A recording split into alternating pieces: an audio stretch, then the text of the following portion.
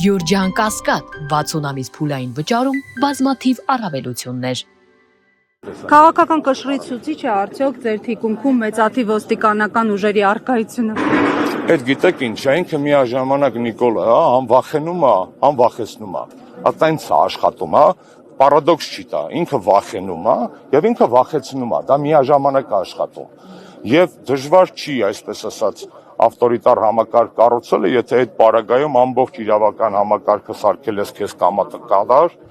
փոխանակ բանակը ուժեղացնես, ոստիկանություն ես ուժեղացրել, հաջորդ տարվա բյուջեում աննախադեպ կրճատում ես արեպաշտպանական ծախսերի եւ ստից կրճատում ոստիկանական զորքերի հետ կապված, դա դժվար բան չի։ Դա մեծ խելք չի պահանջում, դա Աֆրիկայի ցանկացած մարդակեր, այսպես ասած, եւ Նիկոլի նման կամ մի քիչ ավելի ցածր բարձր բարոյազուրկ ղեկավար դա կարող է արել եւ արել է։ Հիմա ինչ ենք ուզում, իրոք հաջորդ անգամ Նիկոլ Փաշինյանը պետք է իր քաղաքական հակառակորդի քարաճիտը ուտի։ Իմ երիկամը ուտի ուղիղ եթերում տեսնենք, որ նա քաղաքական իմաստով կանիբալ է։ Այսինքն եվրոպացիներին ասում է կոմֆորտ զոնայից պետք է հանել, գնալ, խոսել, հիմնավորել, մշտապես չվախենալ, չամաչել, չխափնվել այդ շարդոնեներին եւ մերլոներին, այդ պրիոմների եւ գնալ խոսել ճշմարտությունը։ Պարոն Աշոտյան, ոստիկանական զորքերը շղթային էսպես կազմել, հիմա էլ մենք տեսնում ենք նոր ուժեր են ավտոբուսներով ոստիկանական զորքերի տեղական ու բախումներ են սպասում։ Ես երանի կտայի, որ Հայաստանի եւ Արցախի դիրքերը պաշտպանված լինեին ժամանակին եւ հիմա այնպես, ինչպես հիմա իր ժողովրդից Դավիթ Համբարձումյանին փորձում են մեկուսացնել նման ուժերի գերլարումով, Այս զարմանալի չի, սա այլևս ոչ մի բան զարմանալի չի, ես ամոթն է, միացրեք եւ կապեք Euronews-ին, կա Euronews, միացրեք, ասեք Armenian Now, live, տվեք, ասեք ինչա կատարվում Հայաստանում։ Ամենը մեկ մարդու դիմավորելու արարողության ժամանակ, Գիտեք, Նիկոլ Փաշինյանի վախերի արտահայտման ձևերը, կլինիկան շատ բարդ է, Կարա լինի սենց, սա էլ է վախ, չէ,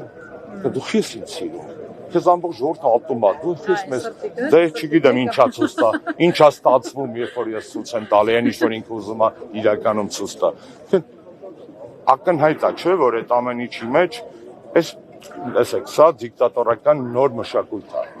Այն հին դիկտատորները անցյալում են, հիմիկվա դիկտատորները մոդայիկ են, գիտար կարան նվագեն, կարան ձիգշեն, տարբեր երկրներ, հիմիկվա դիկտատորները փորձում են լինել սեքսի, անգամ Նիկոլի նման տենց միաչում մարդը փորձում է լինել տրենդային, տենց հոտ,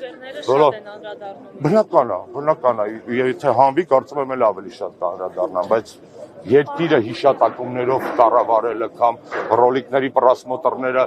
ուղիղ ազդեցություն ունեն տնտեսական աճի անվտանգության վրա։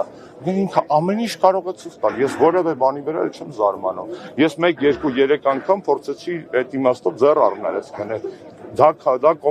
ես հասկանում եմ, դա կոմունիկացիոն մշակույթ է նոր։ Բայց եթե լինես նորմալ, ապահով, հանգիստ երկրի վարչապետ, ուզում ես բիկինիով ամեն առավոտ կապուչինով էփի, мне пофиг։ Բայց մենք նորմալ երկրում չենք ապրում, մենք նորմալ իրավիճակում չենք ապրում։ Այդ ամեն ինչը, այդ բոլորը ինչ որ ինքը հրանցնում է որպես մոդայիկ, տրենդային եւ այլն, այս մեր երկրի մասին չի։ Հազարավոր գերեզմանների մասին չի, տասնյակ հազարավոր անտուն մնացած մարդկանց մասին չի։ 100-ից ավել չնույնականացված դիերի մասին չի էս ամոթը։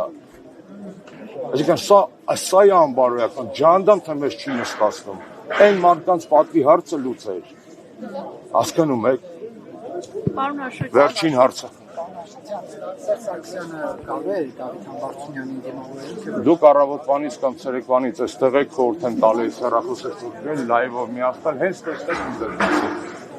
Պարոն Աշոտյան, հերթական ընդդիմադիր համայնքի ղեկավարի նկատմամբ դատական պրոցեսներ են սկսվում։ Այս պահին էլ Հայաստանում կազմակերպվում է թիմ ընտրություններ։ Որքանով վստահ լինենք, որ ժողովուրդը իր ձայնը կտա եւ որևէ ընդդիմադիր ղեկավար կընտրվի եւ ժողովրդավարական երկրում այդ համայնքապետը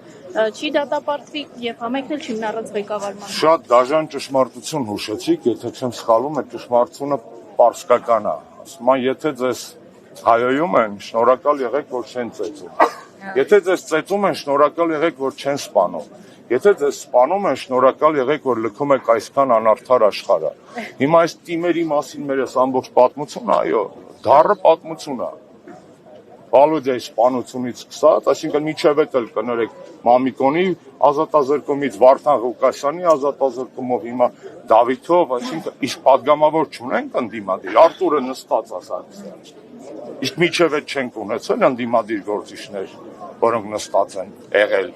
Լիքը, ցավոք սրտի 40-ից ավել, ես այդ իմ սիրողական հաշվարկա, չընդունեք օֆիցիալ, ձեզ կասեն Հայաստանում չկա քաղբանտարկյալ, երեք եվրոպացիներից մեկին հետ խոսում եմ, սա էլ ասում գնամ։